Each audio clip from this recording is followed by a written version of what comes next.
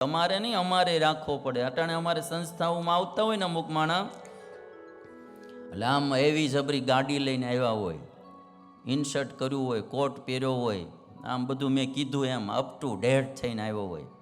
મોબાઈલોમાં વાત કરતો હોય તો કે ઓલું 25 વીઘાનું કોપડું ફાઇનલ કરી નાખજે, લઈ જ લેજે તમ તારીખે, અને 50 પેટી પડ્યા છે તિજોરી, બાનું દઈ આવજે કે. આવું બધું અમે સાંભળીને તો અમને એમ થાય કે ઓહો પાર્ટી ધોમ લાગે છે.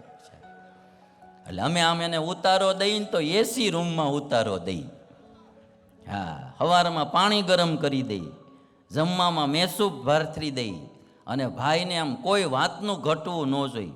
અને એ ભાઈ 5 દી સુધી ધામા નાખીને રહીને વાતું કરે મોટી મોટી, એટલે ગજબની. 5મે દાડે પોંચ ફેડાવા વિનાનો જાય ને તો એ ખબર પડે કે આ તો મારી પૂતના નીકળી. 5મે દાડે ખબર પડે કે આ તો પૂતના.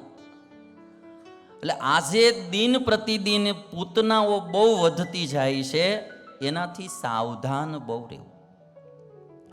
આજે માણસોને ચીટિંગ કરવું ને એમાં આમ ચૂનો લગાડવામાં વાર જ નથી લાગતી.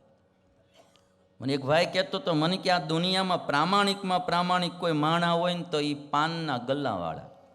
મેં કીધું કેમ? એ કે એ એક જ આપને પૂછીને ચૂનો લગાડે.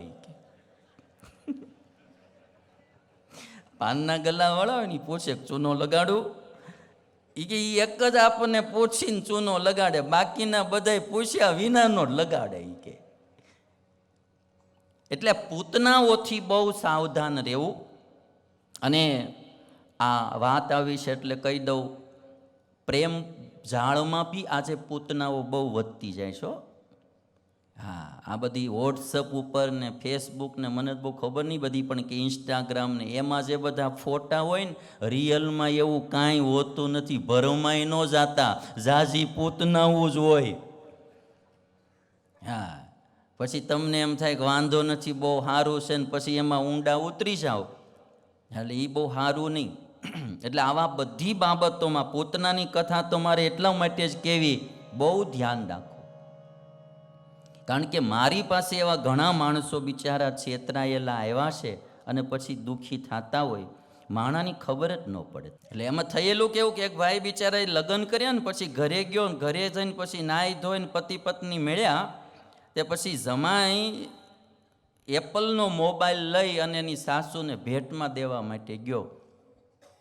તે એપલનો મોબાઈલ, મોટું જબરું બોક્સ એપલનું, ને એમાં એ સાસુબાને ભેટમાં દીધું. ને સાસુબાઈ જે આમ ખોલ્યું ને બોક્સ એપલનું, માલપાત નોકિયાનું ડબલું નીકળ્યું, આવું ઝીણું એવું.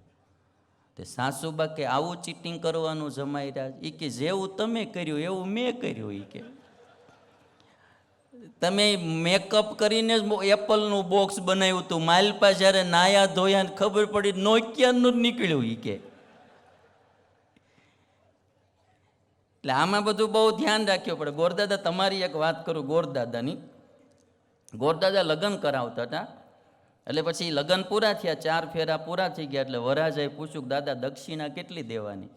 તે દાદા કે જે પ્રમાણે તારા પત્ની સુંદર હોય એ પ્રમાણે દક્ષિણા દે. કે એમ સમજાણું? જે રીતે તારા પત્ની સુંદર હોય એ રીતે તું દક્ષિણા દે. બહુ વધારે સુંદર હોય તો વધારે દે, ઓછા હોય તો ઓછા દે. કેમ?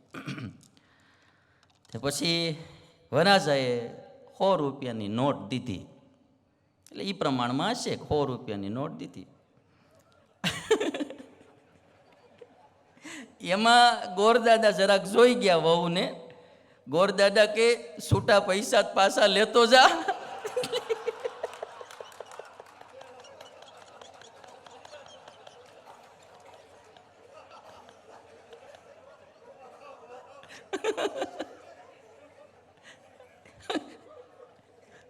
છૂટા પૈસા કે પાછા લેતો જા.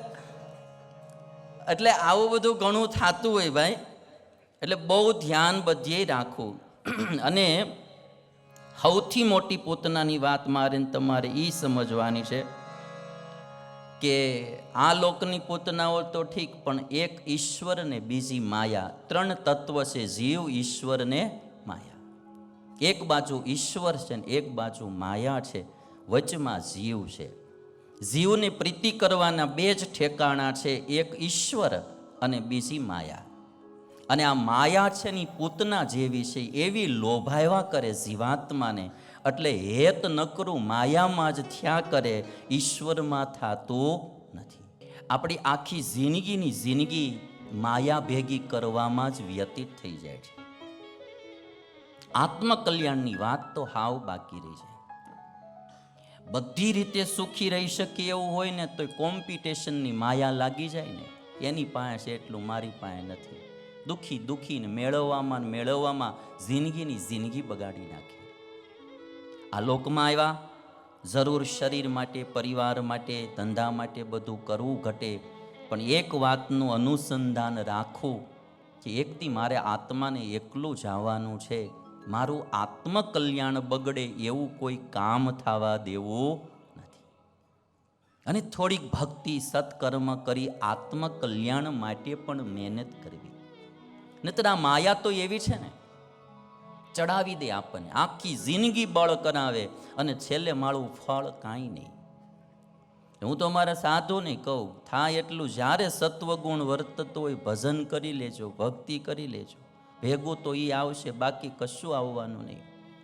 ઓલી બે બહેનો દળનું દળવા માટે ગયેલી ને બાજરો દળવા માટે ગયેલી. એક બેનને દળતા બાજરો ભાવે ને, એ જૂના જમાનાનો ઓર્ગેનિક બાજરો, મીઠો બહુ આવતો, એટલે આમ બાજરો ખાય અને બુકડો બોરીને મોઢામાં નાખે અને ખાય. બીજી બેને એને એમ કીધું, તને આવી શું ટેવ પડી દળતા ખાવાની? તો કે મને ભૂખ લાગે તો હું ખાઈ લઉં. હવે એને તો બુકડા થોડાક બાજરાના માલ લીધા ને ખાતો બાજરો. બે બેનું દળનું દળીને માથે ટોપલીઓ મૂકીને ચાલતી થઈ. ચોમાસાનો સમય, એક લપસી તો બીજી એને માર્યો ધક્કો, બે પડ્યું હેઠી ગારામાં, બેયનો લોટ ગારામાં ઢોળાઈ ગયો. જે બુકડા મારતી હતી ને બાજરાના, એનોય લોટ ઢોળાઈ ગયો ગારામાં, બધો લીધા જેવો રહ્યો જ નહીં. ઓલીનોય ઢોળાઈ ગયો. પણ જે બાજરો ખાતી હતી ને એ દાંત કાઢતી હતી ને ઓલી માળી ઉદાસ થઈને ઊભી હતી. એટલે ઉદાસ હતી ને એને ઓલીને કીધું કે બેયનો લોટ ઢોળાઈ ગયો ને તું દાંત છે ના કાઢશો? એ કે પીવડી બાઈ કે જો મેં જેટલા બુકડા માર્યા એટલો જ મારે રહ્યો, તારો જ બધોય ગયો. એ કે મેં જેટલા બાજરાના બુકડા માર્યા એટલો તો મારે રહ્યો, તારા તો બધોય ગયો. એમ મારે ને તમારે બધાએ જિંદગીમાં એટલું ધ્યાન રાખવું, જેટલું ભગવાનનું ભજન ભક્તિ કે ઉપરવાળો રાજી થાય એવા સત્કર્મ થાય, એ બાજરાના બુકડા માર્યા કહેવાય, એ રહેશે, બાકી બધુંય ગારામાં જવાનું છે. એટલે આ માયા મને ને તમને ભગવાન ભજવા ન દે, ભગવાન બાજુ જવા ન દે, એ પણ પૂતના જેવી છે. એટલે લૌકિક વ્યવહાર માટે પૂતના ઓળખાવી અને આધ્યાત્મિક માર્ગે પણ પૂતના ઓળખાવી.